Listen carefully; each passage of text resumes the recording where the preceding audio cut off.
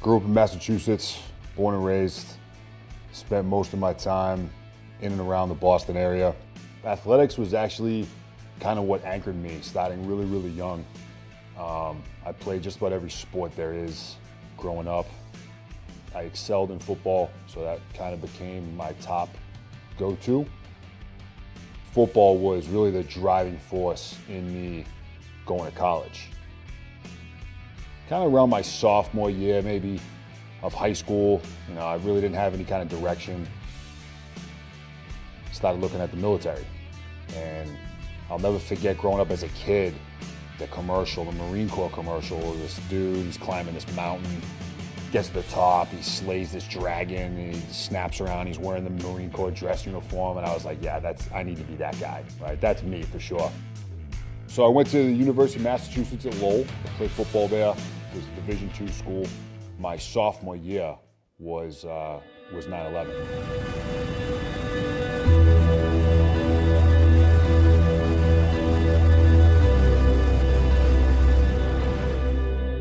In that moment, I was ready to drop out of school right there and then.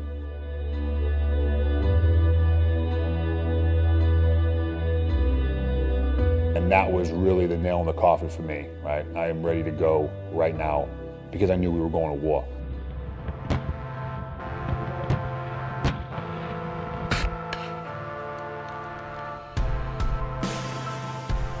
Got my bachelor's degree and then began looking at options to join the military right after that.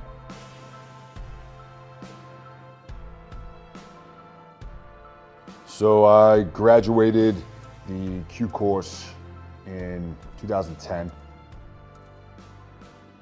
Was initially assigned to 3rd Special Forces Group. I was in 18 Bravo, which are the Special Forces weapons sergeants. In process, got to my team, began that integration process. And it wasn't long until I was on my first deployment to Afghanistan in 2011. That's really where I caught the bug for this job. Lead up to my second trip was pretty standard. It was a VSO mission, which pretty much gone away at this point, but stands for Village Stability Operations. So they dropped us off a helicopter in the middle of the night at about 7,500 feet above ground level in the mountains. And we set up shop, began going to work. We had basically no white space around us at all, meaning we had very, very minimal freedom of movement. The second you left our little area, we were likely some kind of fight. Medevac.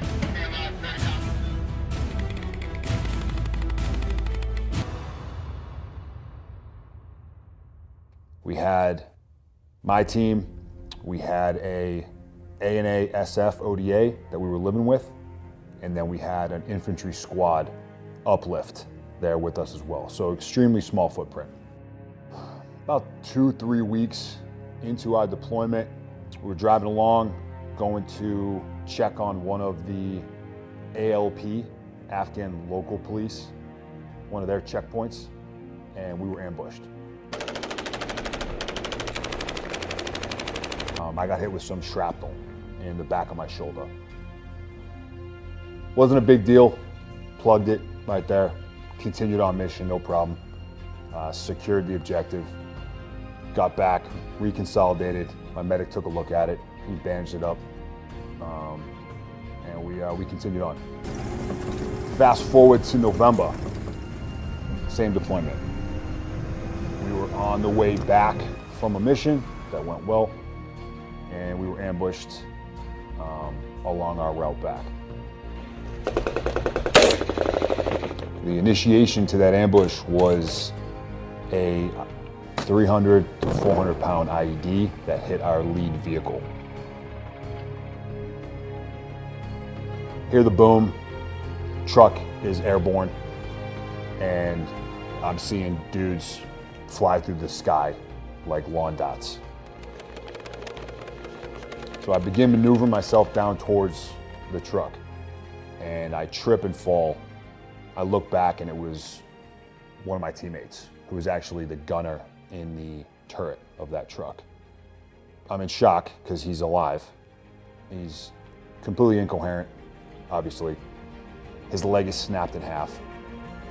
I do a quick initial medical assessment of him to see just how bad this really is. And in about a second or two, I start getting engaged. I leave my buddy, which was one of the more difficult decisions I've ever had to make. I engage the enemy.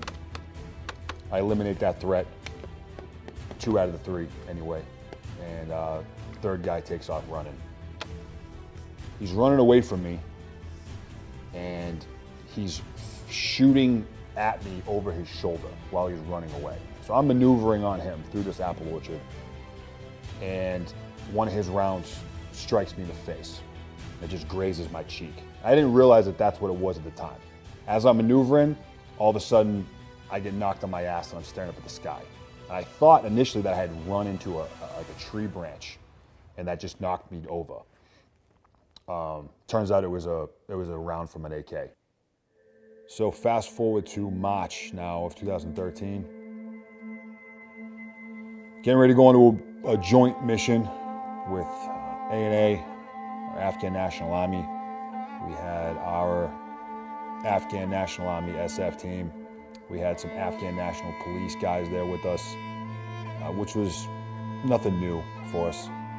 And we were doing our final comms check, our pre-mission brief, right inside of our little motor pool area, when an AMP soldier jumped up on the back of a Ford Ranger that had a truck-mounted PKM machine gun on it and opened fire into the group.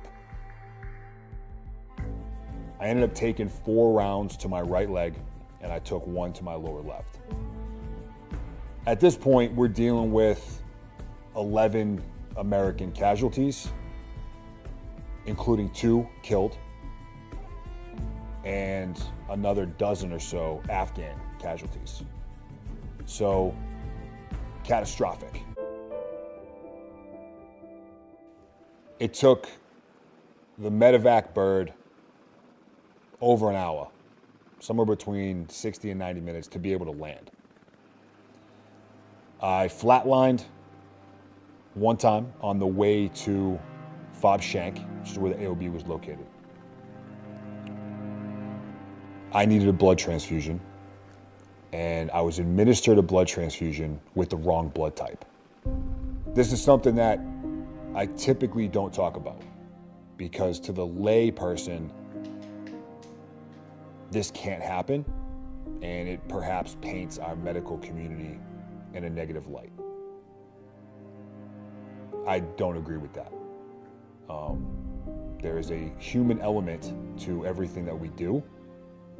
This is obviously something that was not done intentionally or egregiously. The individuals that were there, that were working on me and my friends, were doing everything they possibly could to save our lives. And I am extremely grateful for all their efforts. Everything inside my body began shutting down. Liver, kidneys, everything. They weren't certain what the problem was, but they were certain that I needed a higher level of medical care. So they put me on a flight to Bagram. I coded on that flight as well. And it was on the flight there that they realized what had happened with the blood. So they reach out to the hospital that's about to receive me, and they said, hey man, we just pumped this guy full of the wrong blood type. Be prepared to receive the body. They got me right into surgery. Immediately took off the lower half of my right leg to try to minimize the amount of damage that my body was trying to recover from. They put me on dialysis. They put me on another transfusion of the correct blood type. And I managed to survive.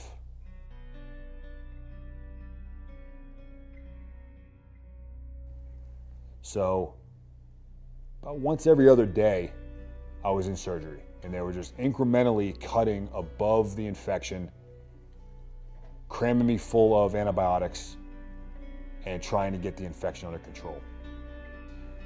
And they just gradually just kept going up higher and higher and higher. Eventually they got to a point where they got ahead of the infection and it stopped. leaving with what I have today. So my femur is about 4 inches in length, which is obviously not very long. And when you're 6'5", 6'6", mechanically, that becomes a challenge moving forward. So then I get into my initial recovery, building up my strength, getting a prosthetic, learning how to live life as an amputee kind of thing. I spent a year at Walter Reed going through that. Leave there, return back to Fort Bragg, back to my unit. And was offered a full medical military retirement, which I wanted nothing to do with, so said no to that. My command said, okay, what are your goals? And I said, well, I need a job here, first of all, but my goal is to return to my team. And they were supportive of that.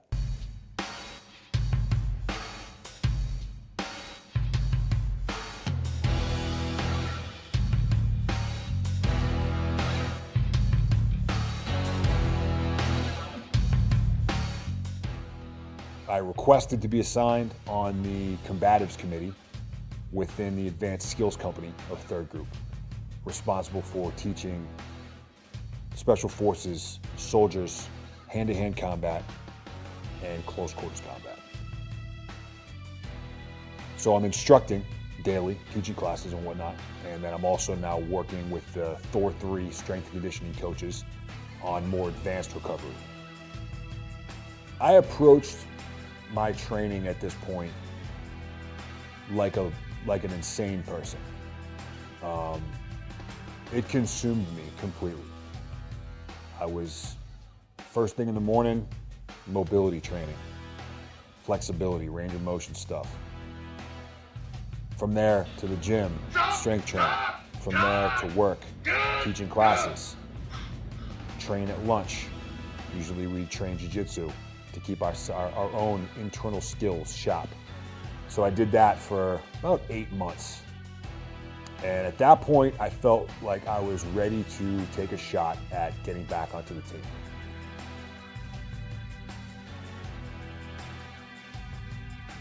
There really wasn't a laid out pipeline for me to follow. The command was just doing what they felt was right to ensure that I was able to physically, mentally be able to get back onto a team.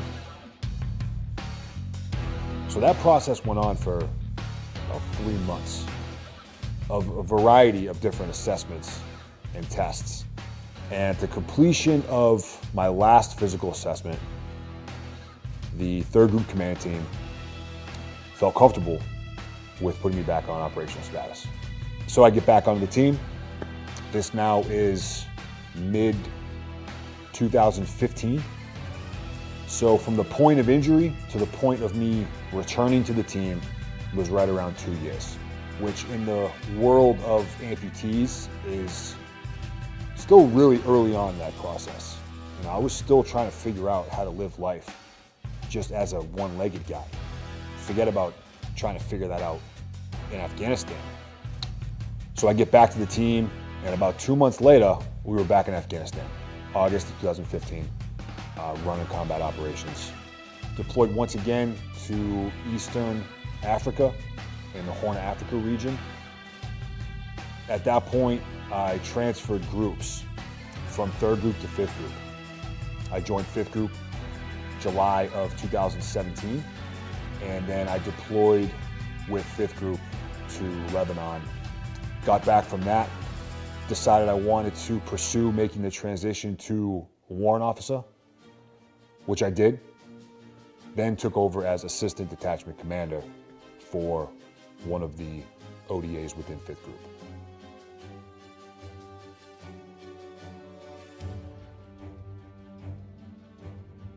If you love what you do, you never work a day in your life. There are certain days where I feel like I'm working. On most days, though, I feel privileged to be able to do what I do. Nobody has the right to be in the United States military. Nobody has the right to be a Green Beret on an ODA. You have to earn all of that. It's not handed to anybody. Therefore, it is a privilege to serve in this capacity, in this organization. It is a privilege to serve the members of this nation.